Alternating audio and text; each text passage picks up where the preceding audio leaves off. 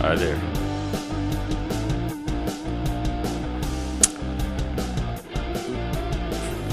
Fancy background. Doing a little short stream.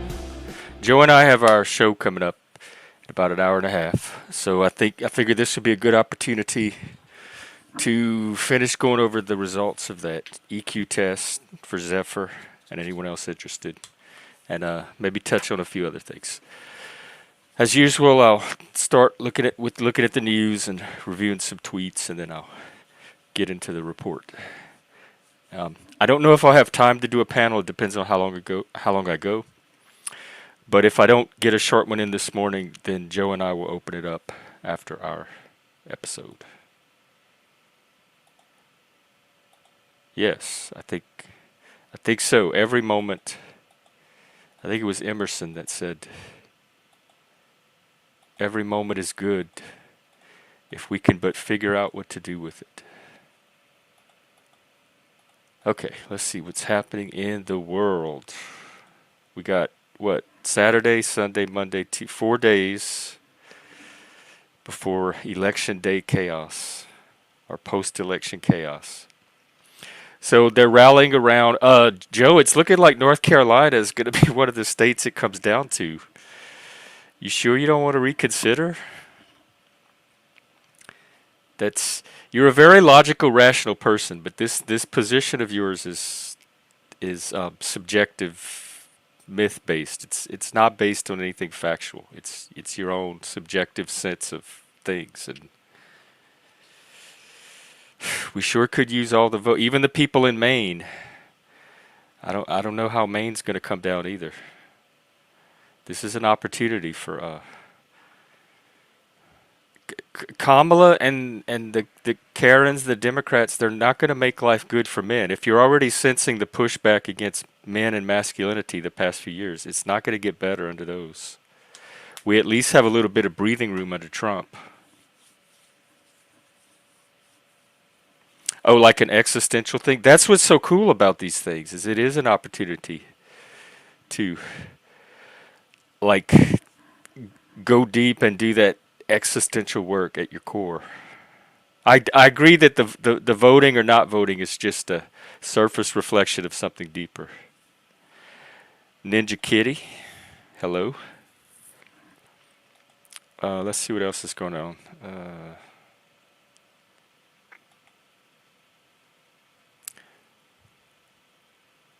Not much really. It looks like more of the same. So let me check tweets.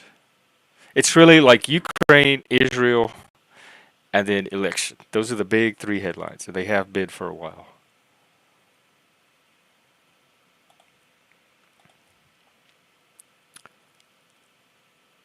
Oh God, okay, I'm gonna play this video. I don't know who this lady is. Oh, I have another video to play too. Um, Let me start with this one. It's the more cringe one. The problem with this one is I think there's a little bit of copyright music in the back, so hopefully I don't get dinged. But let's take a look. It's more of that Dragon Age video game, some more wokeness. And whoever made this video added a laugh track to it. Let's see, the root issue. Right. Oh yeah, I get that. But I don't understand why your voice, your ability to express yourself and communicate, to me would, at least for me, it's independent. Well, the problem with that is then you miss the dialogue, and it's the dialogue that's so cringe. I'll see what happens. I can always get a copyright notice and then try to strip the sound out or something, strip the music out. I don't have to feel like I belong somewhere to use my voice. That is independent. That precedes any social group that I enter into. Me and my voice and my individuality comes prior to the social context. And so this idea that you have to feel part of something before you feel like you have a voice or a say in that something is the part that's a little hard for me to. What's going to show me otherwise in 3 days? Probably nothing when it comes down to that. But maybe it can tap into your sense of heroism, and it's a chance to do something for men. Maybe not about your personal, like, I don't want to call it a crisis because it doesn't. It seems pretty steady. Oh, thanks, Plasma. Um,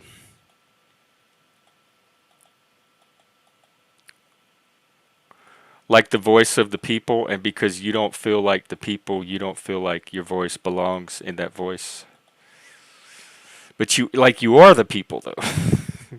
It's being the people versus experiencing yourself as part of that people. Um, I don't know. Maybe we could talk about it on our as part of our episode.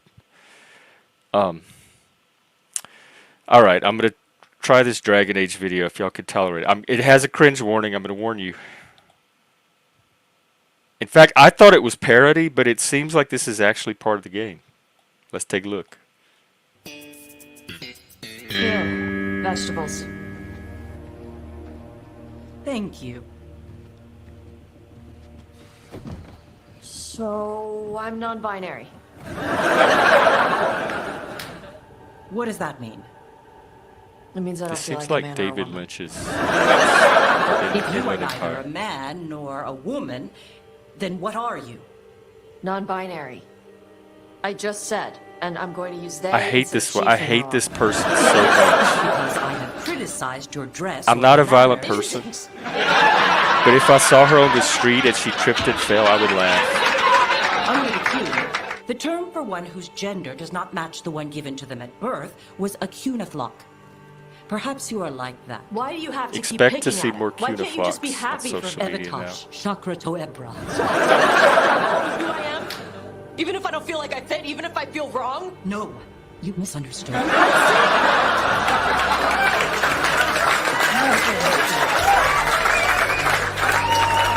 Why are they I gray? will go. Thank you for inviting me to your home. Okay. Oh, I guess the music came at the end.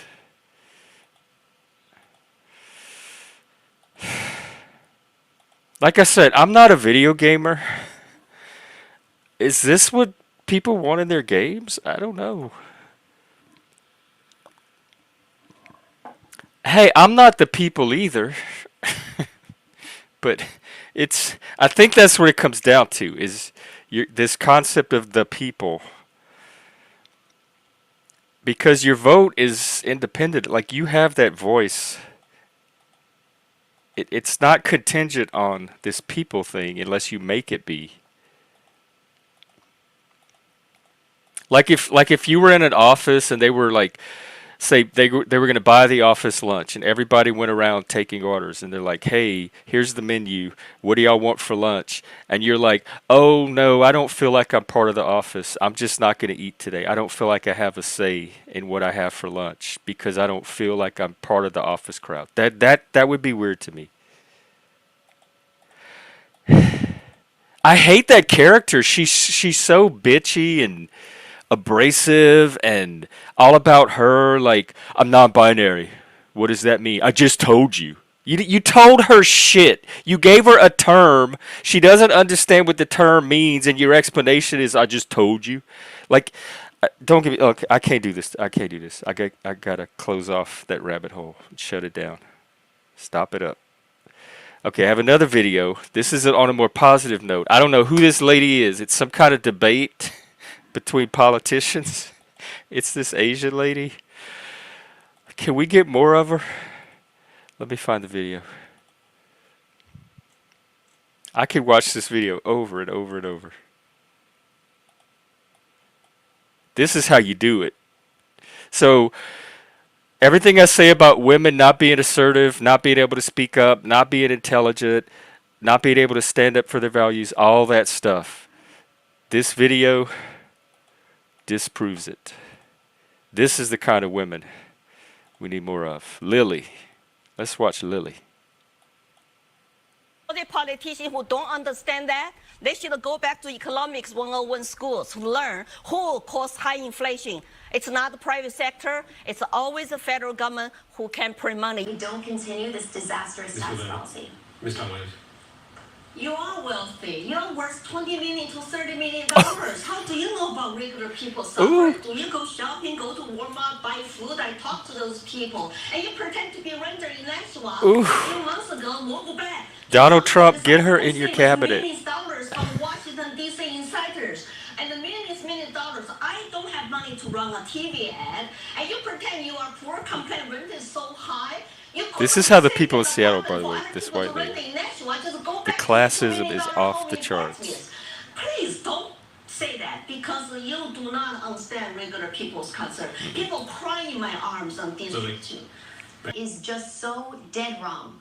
You know, early in my career, She's how she's like white I robot. worked for Senator John McCain to She's take like a on Vladimir Disney Putin, a animatronic. man from Russia And for Lily is How did so that work? human with And I that believe deeply passion in and the that cause of freedom in emotion. Ukraine. Look at the contrast You mess between cannot low add emotion up, and high okay? passion. And I'm very good with math. Maybe that's stereotype for Asian Americans. If you want to pay all the stuff Asian you want to Americans. pay, then do your math. How Do are your we going to maths. pay for it? Show me the path. Borrow money from China or print money to drive up inflation. And you say Ukrainian flag everywhere in Nashua. I have not seen that many. Like I said, if Democrats want to do this, billionaires want to do this, neocons want to do this, please do. Donate your own money. So many people have died. It's time to bring peace and talk to the table. President Trump is talking about he will be for peace deals as soon as he gets elected. We cannot afford to engage in endless wars. And your husband, Jake Sullivan, National Security Advisor, is causing world on fire because he's incompetent. He should get It's fired. these people with no And so emotion. I can Like, promise you, Adam, who and are to they? all of your viewers out there, that this is the spirit I will bring to this work. Ms. Tom-Williams, I don't want your spirit. I want Lily's spirit. Well, You don't have have spirit. You're like a lizard, a V, like the lizard person. And that's like half It's the like country circuitry and become wires garbage. under her That's skin. not unifying and positive, and it's been going on for Yes, a it while. has. Your boss is the most divisive president since I come to this country. Talk about white supremacy. I mean, you are white, lots of people are white, and talk about MAGA Republicans are threats to democracy. You know, all those rhetoric. No do emotion. Not help. I like to talk about American dream, how happy I'm here. Y'all see the difference between a human being and a robot? That's something we should focus on. We've hit time for closing statement.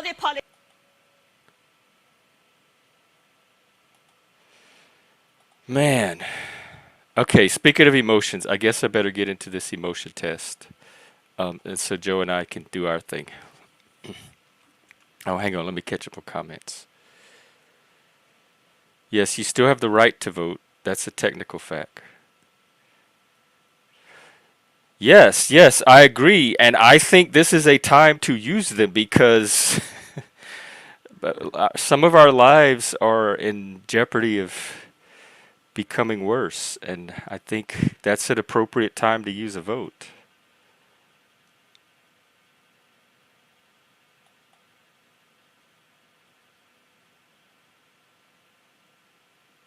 Let's see, I hope so. I hope that the low IQ individuals continue to use their vote. I hope everybody does. Yes, Asian in your pocket. Means it makes sense. Joe, totally 100% agree here. My argument is that this is one of those times. I agree with you. I just think this is one of those times. Let's see.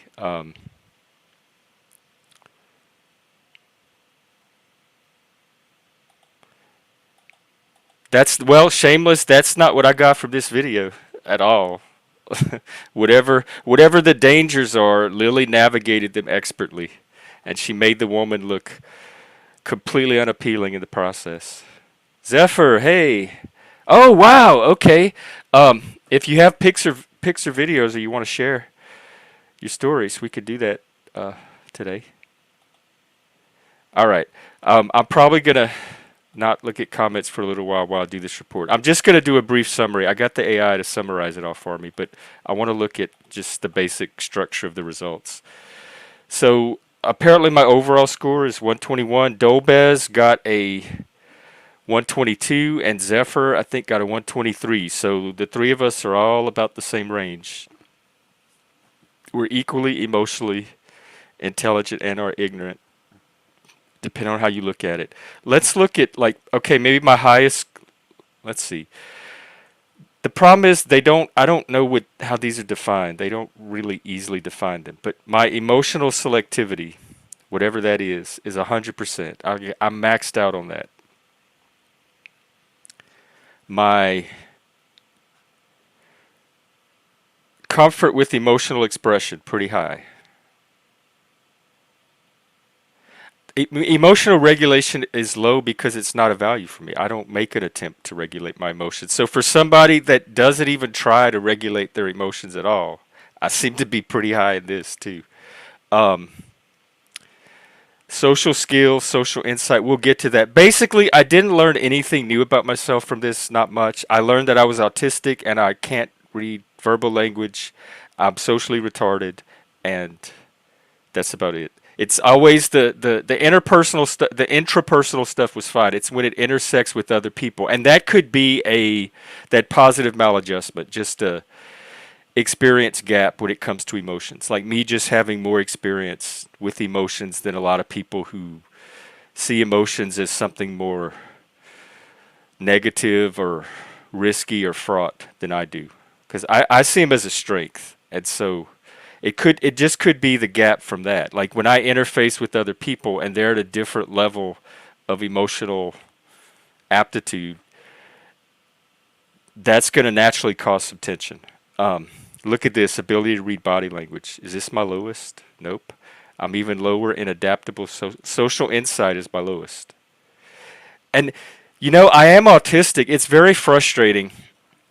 When I worked at the disability agency, it was mostly set up to focus on physical disabilities, wheelchairs, blind, deaf, that kind of stuff. The really ooh, look at this, extreme rumination. Oh, I'm very low in. This is actually a good thing. The lower you are, the better. That means you ruminate less. Need for approval. This is also a good thing. This means I need less approval. I don't really run off of need for approval. I'm self-motivated. So those low scores are actually positive scores. But going back to the disability agency, I was hired as a peer to work with the invisible disabilities. They categorized disabilities in two ways. There were the physical disabilities, or the visible ones, and then there were the invisible disabilities, which weren't obvious on the surface. It wasn't somebody struggling with the wheelchair, walking with the cane. That was the mental health stuff and the neurodivergence stuff. And even in that disability agency, it was very hard for the people that were more neurotypical and only there to help with the physical disabilities to really understand or know how to work with the invisible disabilities. And one thing I think they miss about autism, or things like autism, is if a blind person told you they can't see, it would be very obvious what their limitations were and what accommodations that another person could help with. Or if they told you if they were walking on crutches or didn't have legs, that's very obvious. They don't need to have to constantly keep explaining their limitations to you. Autistic people, no matter how many times we tell you we have a social blindness, one of our the features of our disability is not being able to read nonverbal cues or pick up on vibes or any of that. We are still constantly hammered about nonverbal stuff and how good it is to learn it, and oh, you know how important it is. Like a person can take a blind person's word that they can't see. They don't have a way to integrate the fact that autistic people have something very similar when it comes to social cues into their mental picture of what autism is. And that is one of the most frustrating things about being autistic, because I think I could just tell people, I don't do the nonverbal stuff. I don't even pick up on it. Or if I notice it, I don't know what any of it means. I don't know how to decode it. I can't code switch and have that be enough. But I still have that held against me over and over and over. I still have people that try to get me to adapt and change and overcome a limitation that my brain just cannot overcome and never will be able to, because that's what autism fucking is. So a lot of these were related to the autism. I think this emotional test showed the autism probably better than anything else, but I don't think that's still going to communicate it to people in a way that they're going to finally understand my limitations and stop, like, adjust their expectations accordingly. I think that's the issue. The reason I communicate this stuff in the first place is to give people the information they need to adjust their expectations. And no matter how much information I give them, no matter in what form, no matter how detailed, how articulate or relevant, they can never seem to adjust those expectations. They can never seem to not default to neurotypical expectations. And I don't know what to do about that inside of the other person's head other than continuously try to educate and communicate and find the people that can adjust. Okay, social competencies. Is this maintaining relationships? How to interact tactfully, how to behave appropriately, how to make others feel at ease. I struggle on picking up on social cues, which makes it harder for me to adjust my behavior to different situations. This is code switching. This is the very definition. I've said over and over and over, I cannot do this. I watch people do it all the time. I don't know how they're doing it. Nobody can explain what they're doing. Nobody can teach me how to do it. I'm not the only autistic person that can't do this. Why can't people accept that there's some people, just like some people are colorblind or dyslexic, why is it hard for people to accept that some people just can't code switch? Accept them as they are on their terms or leave them alone. But it doesn't, it seems cruel to like constantly force a blind person or a deaf person to try to hear or see. It's the same type of cruelty to try to get people that can't code switch to keep code switching. Knock it off. I wonder if some of it is, if we get away, like we're getting away with, like they work hard at code switching and we're like getting a free pass to not have to do that. So it's like we get away with stuff that they feel like they have an obligation to meet. But you also get the benefits from being able to code switch, and we don't, too. So quit your bitching. I can be insightful at times, but make quick, let's see, important social cue, and that you seem to be missing out is nonverbal communication. Yes, this is never going to happen. It's just not. So if you tell me this is an area of weakness that I need to improve on, I'm going to tell you, fuck you. Go fuck yourself. It's not, I am as improved as I can get. And if that's not good enough, people don't always tell you the truth about what they are feeling. Well, then they're lying. They got to take the hit for being liars. I don't want to change who I am that's trying to be authentic and real just because other people lie. Besides, I have other ways to tell if people are lying. If people tell me they're going to do something and then it doesn't match what they're saying, that right there tells me I don't have to read their nonverbal, because if they don't follow through with what they're saying, that's also going to tell me they're a liar. So that's not the only way to tell that somebody's lying. There are a few blatant gestures that you can easily interpret. For the most part, you have trouble reading body language. Some of it can be subtle. However, your general difficulty with even some of the more subtle is I miss the message right, because I don't use that channel of communication. So if they're sending a message using a channel of communication that I don't even use, of course I'm going to miss the message. Why? They need to just if the message is that important, then they need to find a way to verbalize it. And look, not all body language gestures are universal. Some of it's cultural. Cajun body language looks different than white Anglo-Saxon body language. Oh, this is a big one. I may not be aware of how my body language could be interpreted by others. Sometimes part of our mannerisms... I tell the story over and over of the time I got kicked out of that mental health committee for talk with my hands because they insisted that it was a sign of violence. And I kept saying, no, I'm gay and I'm from the South and we talk with our hands. And they said, no, you're violent.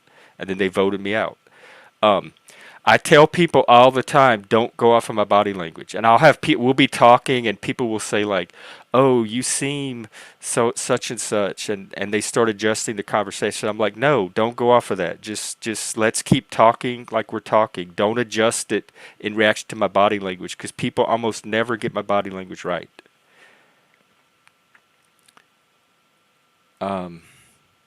Relatively flexible. Okay, drive. I think drive's pretty good. One thing that came up is I don't set enough like very concrete specific goals. I do when I need to. Right now, I'm kind of in the phase where it's helpful to me to have more like open-ended, loose, sketchy, distant goal, like more broad goals off in the distance. But when I need to set very specific goals, I do. And we have chat goals using super chats, which I encourage people to make use of. And we can set goals for each live stream that we try to reach with super chats. So that will also help with setting specific goals. Yeah, when I find myself feeling negative emotions, I can usually pinpoint why. Stress management's pretty okay. I'm not the type of person who sweats the small stuff. Challenges rarely, if ever, get me down, etc. I do not obsess over minor issues. Not someone who blindly obeys and conforms to what others expect. Self-regard's pretty good. You do not rely on others for approval and do not need others to validate your work. You may very well enjoy recognition, but you are your own cheerleader. Okay. The thing that was really helpful is this advice. No, the strengths and limitations. So this is everything I'm good at. Expressing emotions, resolving conflict, handling stress, adapting, thick skin, self-awareness. I do not ruminate excessively, seeking approval, etc. These are some areas that I can cultivate further.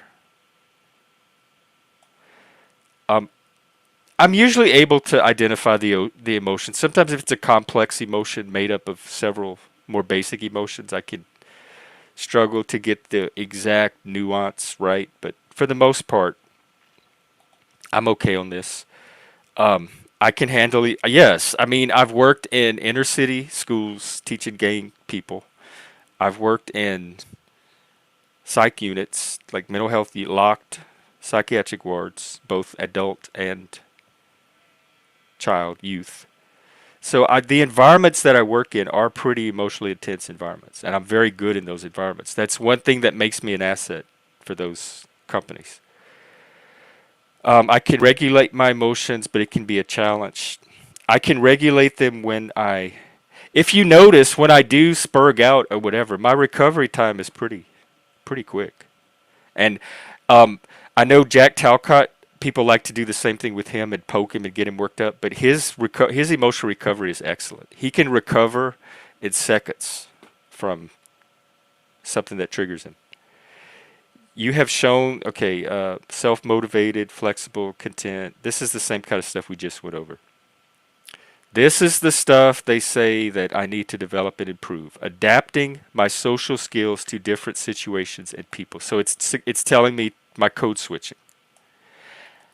Okay, well, I can put a big red X over this one because I think I've taken this one as far as it can go. My limited social insight can make it difficult for me to understand other people's actions. Yes. You know what? I'm going to ask the AI, actually. I'm going to save this one for the AI. Reading body language is a skill I have yet to master. The assumption is at some point I will be able to master. That autistic people at some point they can be taught to master this when our brains don't even pick up on it. Or if they pick up on it, we don't have the I guess neural banks required to hold an interpretive schema of what it all means. And I do set SMART goals for myself when I need to. So I don't know how this one showed up, but I don't see this one as a major issue. So the thing that I got the most out of this is whatever this is. So we're going to ask the AI.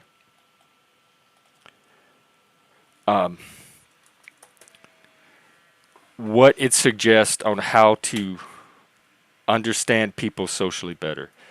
This is this is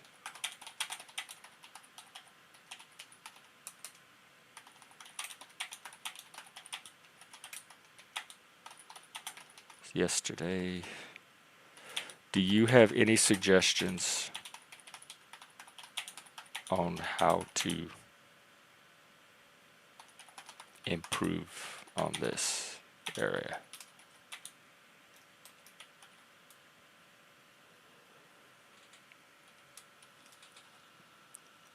All right, let's see what the AI says first. The AI has been very helpful lately in helping me pinpoint. It's not so much identifying my strengths. I think those are there. I think I have a pretty good hand, actually. If you think of strengths as maybe like the high cards, the tens and the face cards, I think I'm loaded with face cards. It's the few. It only takes a couple of like twos and threes for some reason to eclipse all of those face cards. And so it's helping me home in on those areas of weakness, those twos or threes, and figuring out what to do about that. And so far, it's kind of saying the same thing that I've already come to on my own, which is find the environments where those are less of a liability. You're not going to change them in yourself much. You're not going to change other people's response to them or understanding of them. You might be able to find people where it's not an issue. So that's like my Hail Mary hope in all of this. And that's what I'm doing with this stream too. I'm trying to create that space for other people. I just need to find it for myself. Okay, to enhance social insight, here are a few approaches. Observe patterns in communication. Instead of focusing on individual actions, try looking for patterns in how people communicate over time. This can help with understanding their intentions and reactions. Okay, let me get it to expand on this. Practice empathic guessing.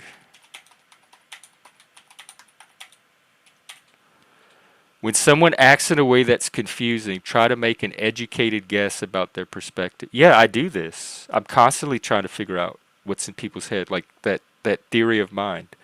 I just don't. I don't know. I can only. I give it my best guess, but when that best guess is off, I don't have, like the lady we just saw in the video, the white lady and the Asian.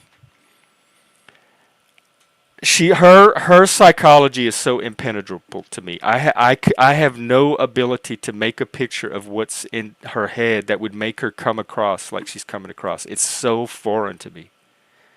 So I give it my best guess, but I know my best guess is not anywhere close. So I don't know how to, once you've given it that guess, how to take it beyond that.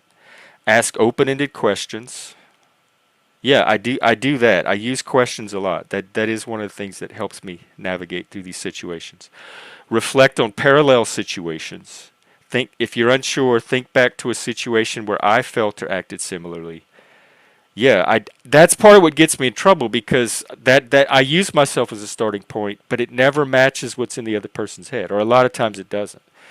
So that again only takes me so far, and that's part of what when I am making that guess, that's a lot of what I base that guess on, is my own experiences of being in those similar situations. And then look for contextual clues. Pay attention to environmental factors like the social dynamics, settings, and timing of an action. Sometimes actions make more sense when viewed against these broader contexts. So I think it's number 1 and number 5, observing these patterns of communication and looking for contextual clues. So let me ask it to expand. Instead of focusing on isolated actions or reactions, because I go by actions the most. Like I develop like a data bank of people's actions, and then the words are correlated and referenced against this pattern of actions I'm observing. So I guess you have actions, and then you have words, which is another layer, and then you have nonverbal stuff. The nonverbal layer I don't even look at. Like, we can just throw that out completely. The action layer has my central focus, and then the word layer kind of helps me to refine the action layer just a bit. But it's saying to focus more on this communication layer. Try looking for recurring themes in how people respond or express themselves over time. People tend to have consistent ways of expressing their needs, frustrations, or support. By observing these patterns, I can start to anticipate. You know what? I think I do this like intuitively, just not consciously, because in teaching and working in mental health, you have to do this kind of stuff. You have to get to know your student. You have to get to know your client.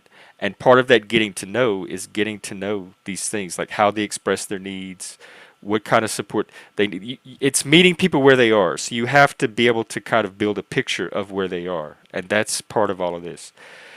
If, for example, if someone gets quiet when a topic shifts to a certain area, this could hint that they feel uncomfortable or uninterested in it. Okay, this happens all the time with me on this stream. It'll probably happen today. I'll point it out if I catch it. I will say something, and the room will go quiet.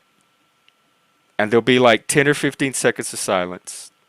Like, so this is how the conversation, Joe talks, somebody else talks, Mike talks, Joe talks, this person, I talk, Joe talks, Mike talks, this person talks, Joe talks, Mike, and then Jeff talks.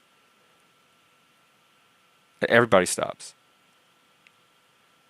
And then like a new topic will pick up from there. So I have no idea what I said that killed the conversation at all. So I notice it happening all the time, but I don't know what any of it means. I just assume that they ran out of responses to whatever the conversation was about. But it could be something about me. But then when I analyze what I just said, I'm like, there's nothing I just said that didn't seem relevant or make sense. So I don't know why it killed the conversation. People who consistently joke or deflect may be avoiding vulnerability or conflict. So things, I notice things like that. I just don't always know how to make meaning of it. Okay, so I guess this is helpful. It says try to develop a more intuitive sense of who they are and how they act over time. But I think I do this. Like, I couldn't do the work I do if I didn't have the ability to do this. And then number 5 is the contextual clues. It says people's actions often make more sense when seen in the light of their current environment, mood, or situation. Well, the environment is the panel verse. And I do notice that depending on who's on a panel at any given time, that will change how certain people interact. So like having certain combinations of people on will have the conversation go one way than having a certain other combination. Mood or situation, I have no idea what people's moods are unless they tell me, are there situations? So they have to communicate that to me for me to know what that is. Sometimes I can tell if someone's mood, like Joe the other day was showing a lot of excitement and emotion that he doesn't normally show. So I picked up on that and I made a comment of how like good I thought it was a positive. It was good like seeing those other dimensions of him that he kind of holds back in public. So I do notice that kind of stuff. But if somebody comes in happy one day and they're just like this, and if they come in depressed the next day and they're still just like this, I'm not going to see it. I'm not going to see the happiness or the depression because they look the same both times. Okay, setting. Does someone act differently in group settings? Yes. I talked about my last job, how I would have these very strong individual one-on-one relationships with my coworkers, just like I do here. But then when we'd get in staff meetings, they would change. They'd become like totally different people. And I would try to talk to them like Jeff. And it was this other, they were in like group dynamic mode. And it's not the same as when you're in one-on-one mode. And so it got so confusing to me that they let me sit at my desk behind a wall during the staff meetings and just listen. And then I could just poke my head around the wall and chime in when I needed to. And I didn't have to sit there and be confused by all these group dynamics. So I have noticed that. If someone acts out of character, this says timing. If someone acts out of character, think about what's happening in their life. I would just ask them. If somebody does something that like goes against the pattern I'm building up of them, I usually always point it out and ask them about it. And then social hierarchies. Okay, this one might be good. People behave differently around authority figures, peers, or strangers. See, I don't. That might be part of the problem. If people are changing how they appear because of different, like their sense of status of different people around them, I'm probably not going to pick up on that. Observing how they interact in these different contexts can reveal unspoken dynamics. See, it's that unspoken. I don't know how people know something that's not verbalized, because knowledge takes a verbal form in my mind. The key to both techniques is to shift the focus from isolated behaviors to the bigger picture, which can deepen your insight over time. Okay, well, I guess it helps. And I want to see if the AI has anything else to add.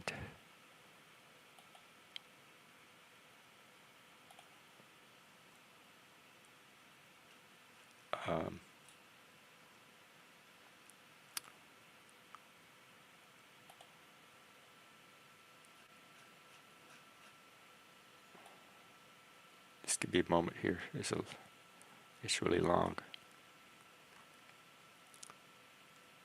No, the AI pretty much summarized what I already went over in that chart. And as far as tips for improvement, the AI says recognize emotions as signals, which I do. It's information, it's communication. I treat them as such. Harmonize emotions with logic, which I do, because they're one phenomena to me. Listen to your gut instinct. My gut's usually always right, and every time I ignore it, and then I remember what my gut was saying, I'm like, yep, I knew. It was telling me that from the start, and I rationalized myself out of paying attention to it. But then sometimes my gut is like completely wrong, and it leads me into horrible situations. Value positive and negative emotions. Express emotions gradually. If express, oh, this is for people that have difficulty expressing emotions. They say to start small. Avoid emotional suppression. Practice self-control. Impulsive actions often stem from our reptilian brain. Well, the thing is, having an emotion is not an action. I haven't taken an action. And so even though I'm having a strong emotion, it rarely leads to any kind of impulsive action.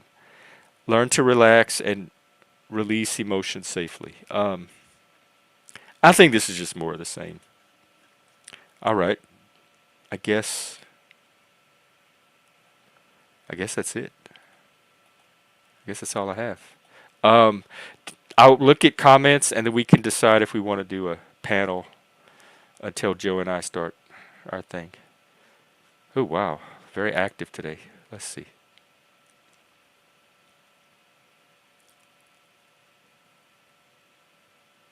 That game looks like a total piece of shit. What game? Oh, okay, the video game, yeah.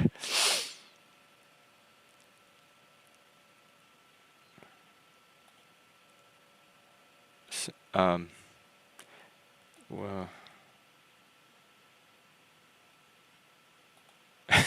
Oh, by the way, The Cure came out with a new album. It's really, really good. It reminds me of Disintegration and Blood Flowers, like that style.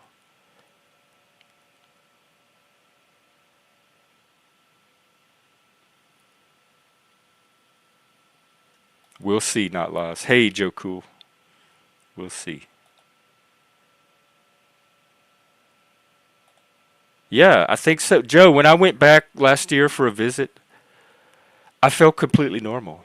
Like I didn't have any of the social struggles or stress that I have up here. The thing that I struggle with down there is the intellectualism, like just having the people to have intelligent conversations with, and not coming. I'm a nerd. I get kind of marginalized there for being nerdy, but outside of that, um, I don't have any problem communicating with the people down there.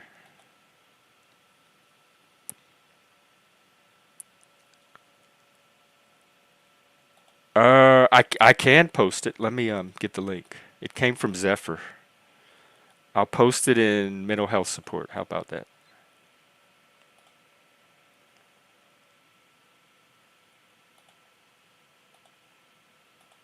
And the test is free. It's 341 questions, and it's $11 to get the full detailed report. But they give you like a little paragraph or two for free.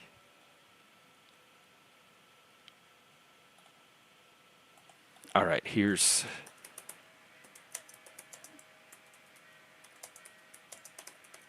Also, we're still recruiting for a mage game.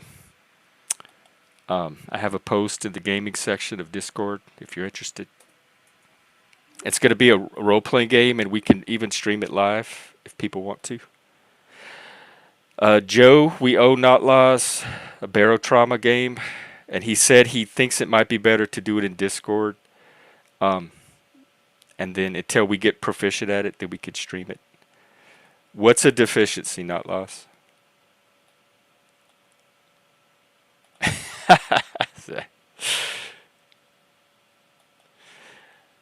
Yes, well, Not Loss. If there's a limit to grace, you would know it because you're the one I exercise it on the most. So, do you feel like I have limits to my grace toward you or not? It's more frustration than mad. Like how many times and ways can you communicate something to somebody and get ignored before you get frustrated? It's kind of like the Jan Brady phenomenon. Like until Marsha Brady comes along and says the exact same thing, nobody takes it from you. They have to have somebody other than you say it. So what's the point of you trying to communicate then?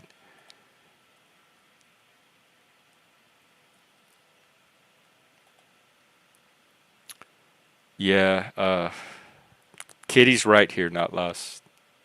Here, I'll leave it up. I'll leave it up a while so you can copy it down. You can screenshot it, take, write it down, take some notes or something. But I think this is the way forward.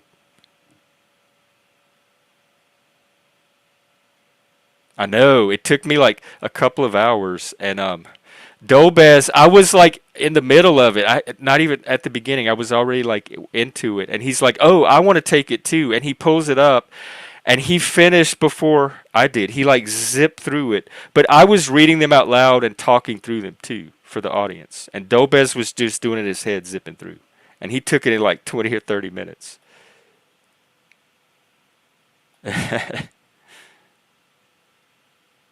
I had the philosophy classes I took, a lot of our tests were Blue Book, where they give you a couple of broad questions and you just write an essay in the Blue Book. And I got A's in those classes. I love those. It's kind of like monologuing on a stream if you give me a prompt. So they gave you these philosophical prompts, which were questions, and then you just kind of wrote your thoughts about them in the book. And that was so much easier for me than memorizing a bunch of facts. Yeah. Yeah, kind of like what Joe's saying here. It just has to sound cogent and make some sort of sense. The professor doesn't necessarily have to agree with what you're saying. It just has to sound like a legitimate response, a philosophical response to the question or topic.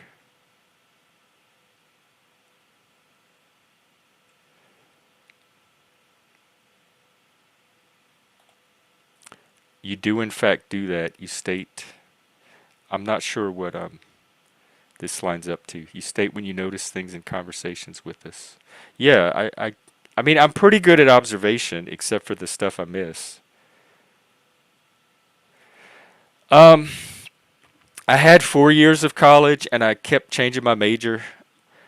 Interior design was a year and a half. That was the longest one.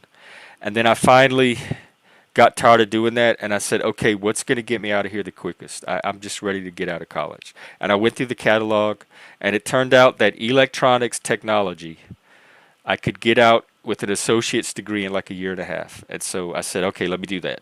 And I switched to the engineering department. I took a bunch of math and engineering and tech classes, and I came out with an associate's degree in like electrical circuits and computer chips and stuff that they probably don't even use anymore. And I haven't used it since.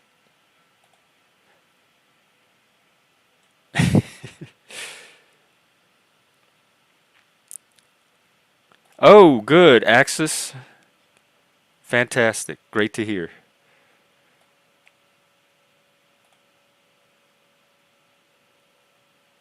All right, let's see.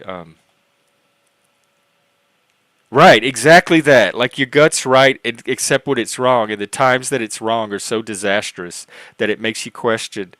That it's like Socrates and his daemon, um, the little voice that told it never told him what to do. It just told him what not to do. Like when he was about to do something he shouldn't be doing.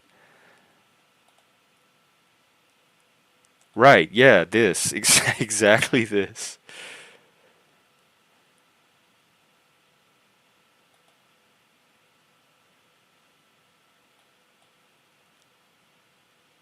If I had listened to my gut with the Seattle move, I would not have even come up here. I could have saved myself a lot of trouble. My gut was screaming at me the whole time, and I was like, "Shut up, shut up.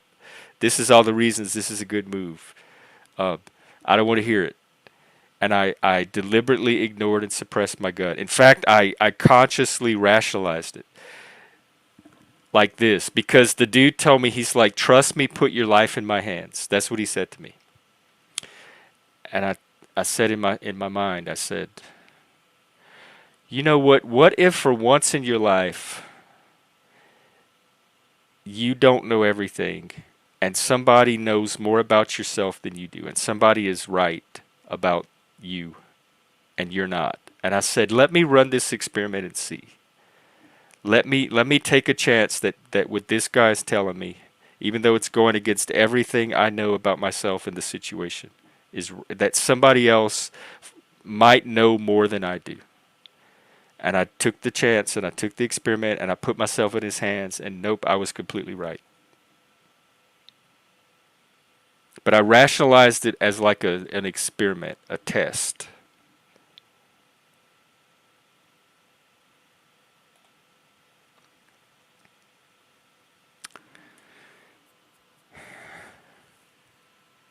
E- Um, well, openness. We looked at the subfacets the other day. It was like fantasy. It was the excitabilities basically. Imaginational excitability, emotional, intellectual, aesthetic, which is sensory, sensual, and then I forgot what were the other two.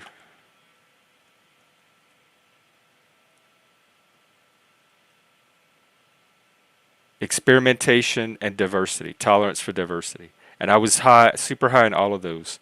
But the way I understand it is that's like your default setting. And so just the fact that you are high in those traits would make you vulnerable. But vulnerability itself was part of the neuroticism trait.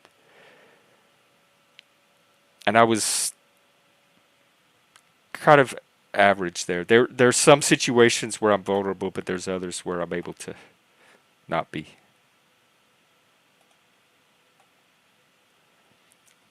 Joe, are you talking to me, not Laws, or Shane? Oh, I guess not Laws. Okay.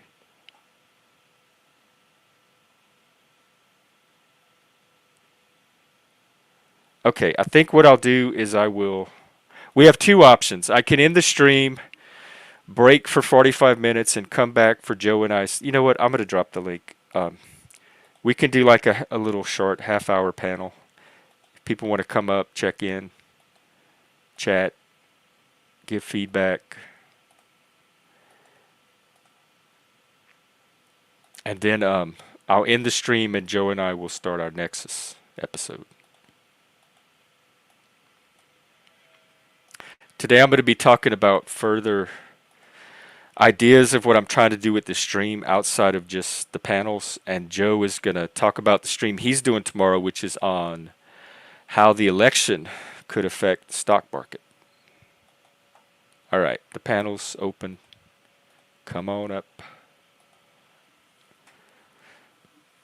Or we can just keep chatting in the chat either way.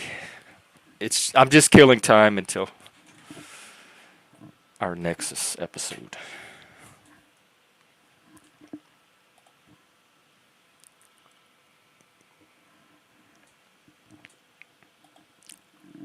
You at like a 6 of what? Adaptability?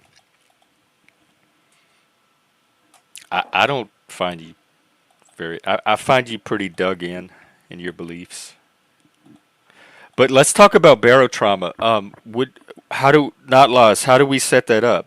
Just do it in Discord, like pick a time to meet in the gaming channel and just fire up stream and start playing. I mean Steam.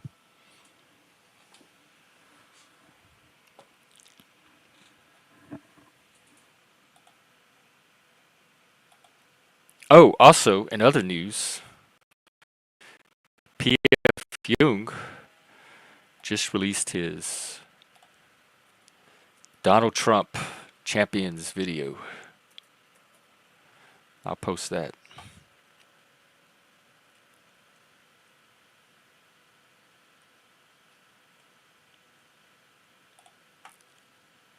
League of Politics. It's some video game, and he does champion spotlights on different political figures, and he has Donald Trump released today. I thought it was a co-op. So what helped set up the game for me? What is? I wonder if we could watch a trailer or something, or would that be copyrighted?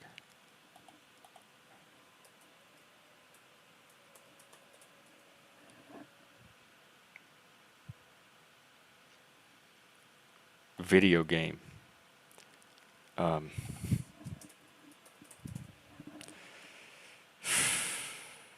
are video game trailers copyrighted? I know movie trailers are.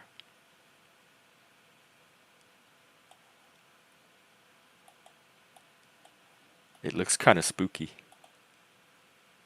54 out of 100. Did you take the Big Five test? Because they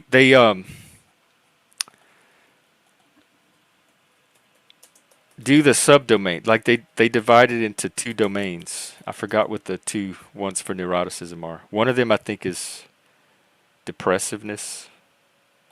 Let me pull mine up and see.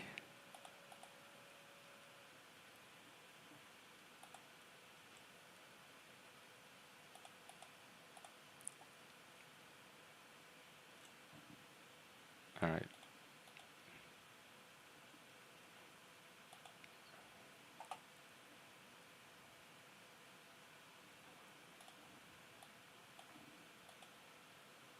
It's very intense. You have roles. How many people should play? Like, what's a good minimum number? Me, you, and Joe, would that be enough? 31. Oh, wow. So the higher neuroticism is the one trait where the higher is less desirable and lower is more desirable. And so when I mapped out my subfacets on that Excel sheet, I reversed the neuroticism scores so that it would comport with the same scale that the other four were on. Look, high in compassion, very low in politeness.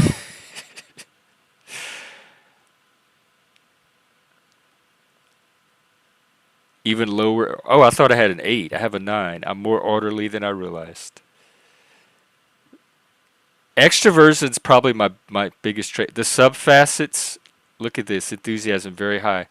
The subfacets were, I was peak scores in every single subfacet. Like I am loaded with extroversion. I'm actually an ambivert.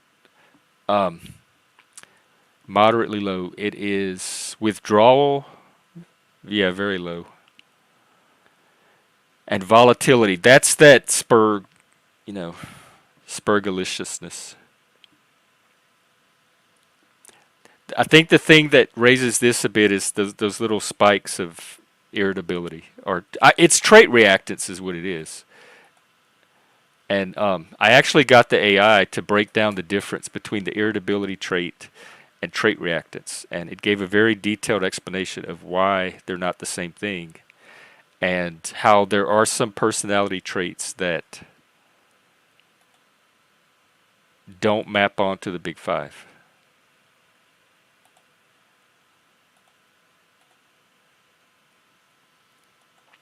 Three people minimum, so we could pull it off.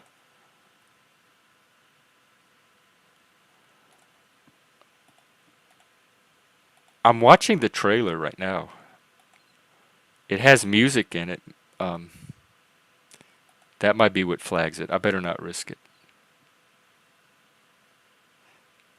It kind of looks like Cthulhu underwater.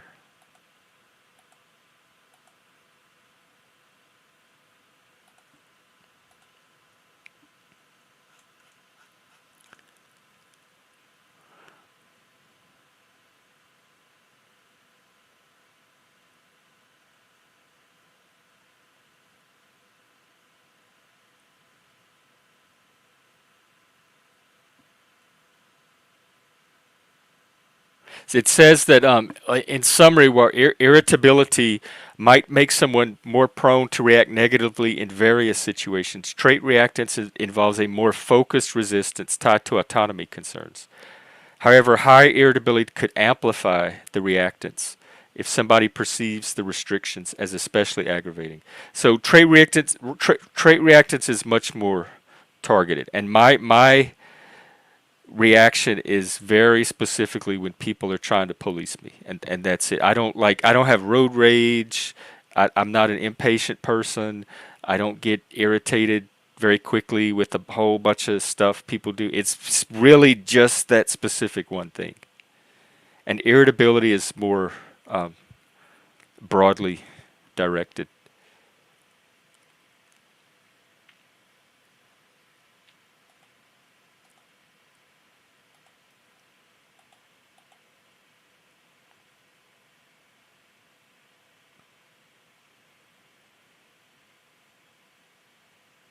Oh, that was the one that, like, the actual big, here, I'll drop the link. The big five one that I think it's called understandmyself.com. Like from the Jordan Peterson site, whatever, because he was one of the people that helped develop Big Five. In fact, I didn't really hear about Jordan Peterson politically until 2020. People started talking about him, and I didn't even know who he was.